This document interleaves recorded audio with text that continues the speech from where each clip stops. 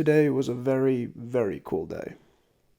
Today I had the chance to interview Antonio Casal, a veteran of the United States Army. Antonio is actually my coworker, and one day, after work, I asked him about his experiences in the military. A few stories in, and I was hooked. I knew I needed to ask him some questions on camera. While in the Army, Antonio earned the rank of Specialist and was a member of the Echo Battery 5th Battalion, 52nd Air Defense Artillery Regiment. He survived the attack on the forward operating base Salerno in June of 2012. That's on screen now. He was actually inside the base when this bombing occurred. When I thought of a concept for this episode, I thought about all of the times I'd really worked my tail off to achieve something. However, I wanted to give the spotlight to someone who has worked much harder for much longer and achieved much more. I figured what better way to learn than to interview a man who proudly served his country. It was an amazing experience to interview Antonio, and it was really cool to hear what he believed means to truly earn something. Okay. I enlisted in the Army when I was in 2010. I don't remember how old I was, maybe 24, 25. Did I mention it? It was in the Army. Yeah. What else part of that? Oh, and just like how long did you serve for? Oh, it was for almost 3.5 years, I want to say. Okay, gotcha. So I've heard stories from like my own friends and family who served in the past that it kind of like the story they've kind of told me, it kind of paints this picture where like a military background or a military environment either ingrains or improves a sense of hard work and toughness into someone. It kind of instills that into their character if it doesn't already exist. So in your experience, were there any memorable moments, whether it be your own experiences or you witnessed someone else kind of working in a certain way where it kind of just displayed that's how hard the men and women of our country work, and that's what they do on day in and day out on a daily basis? There's a lot of people, not everyone, is going to be like that. It's just like any other organization. You can have people that work really hard and other people that not so much. But especially when you're deployed, I would say you see a lot of people kind of just keep their head down, doing what they have to do, and really everyone's there just to get to see the task completed and mission completed. Gotcha. To kind of elaborate on that, were there any stories? Were there any examples, I guess, of someone kind of like adopting? I feel like I get this from you yourself and the way you've kind of carried yourself with not only like things like work and your diet and things like that, but it's like there's a daily routine you kind of almost adopted, and I'm not sure that's for every person, but is that something you picked up as a result of the military, like that kind of like that grind, that attitude towards everything?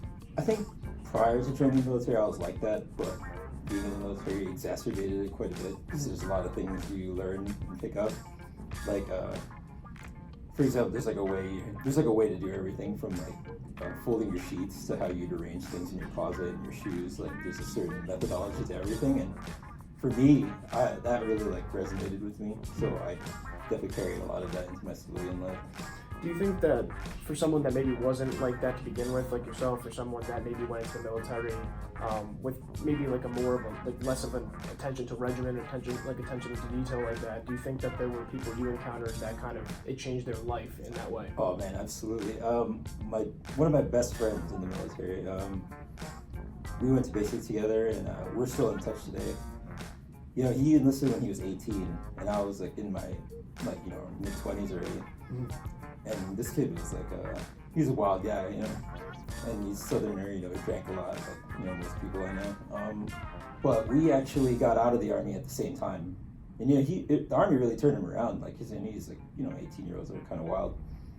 But when he got out, like he had trouble finding work, he got a DUI, and like his life was like once he left the military, his life was kind of like spiraling out of control. He thought the exact opposite. I remember when we wanted to get out, it was like, oh man, I can't wait to get out, get back to civilian life. But it turned out like without that kind of structure, he had a really tough time adjusting, and he actually joined the military again, and now he's thriving. So he's currently serving today. Yeah, he's back in.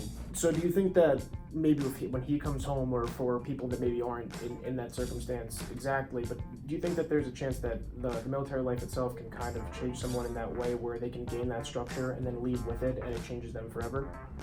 Yeah, I think so. I think I'm a good example of that. I try to apply like a lot, especially with like structure and time management, stuff like that. Those are invaluable skills that I picked up from the military for sure. So when I think from where I am and with my experiences, when I think of what it means to earn something, I kind of think of the work input necessary to like achieve a goal. So from your experiences, both with the military and non-military experiences, what would you describe it means to truly earn something? Like what goes into that process, and what does it really mean for you to get to that end goal? Oh man, that's a pretty profound question. But I'll give you another military example. Sure. Like I don't know if you noticed, but on people's uniforms on the right-hand side, that's where the American flag goes, and below that is where the patch goes that signifies where you've deployed to. And for a lot of new people in the Army, like they don't get to wear a patch because they haven't had any deployments yet. And a lot of the soldiers that have spent some time in the Army and done a few deployments are like, oh, that's getting that patch is something you have to earn. So when you have like they call it a slick sleeve, that's like it's a sign that someone's new, and kind of makes a lot of people eager to want to work and kind of earn that status as like a more seasoned soldier. I mean, that means a lot to like. And the thing is, these are young kids. A lot of the slick sleeves, and they know what it entails. Like you potentially have to go to a war zone, and people are willing to do that just for a piece of fabric. It's amazing. It's interesting you mentioned these are young kids and they actually understand what it means to kind of achieve that, even though it might just be putting that piece of fabric on their uniform. It obviously, like I said, represents a lot more. So this actually is a great transition to my next question. If you could offer any advice to someone maybe my age or just younger in general that is trying to improve their work ethic and trying to learn how to properly achieve a goal or realize a dream, what would your tidbits of advice be? It doesn't have to be one concise message, but just anything you can kind of think of that could help someone in my position. I would say, I think when you have a goal in mind, some people are so focused on the end product that they kind of lose sight of all the steps in between. For example, like if somebody wanted to graduate right away, I mean, really, the first step to that is just showing up to class on day one. So people are so focused on midterms, finals, and everything in between, but really that's because you're losing focus on the immediate task ahead of you. And that's something I carry with me today.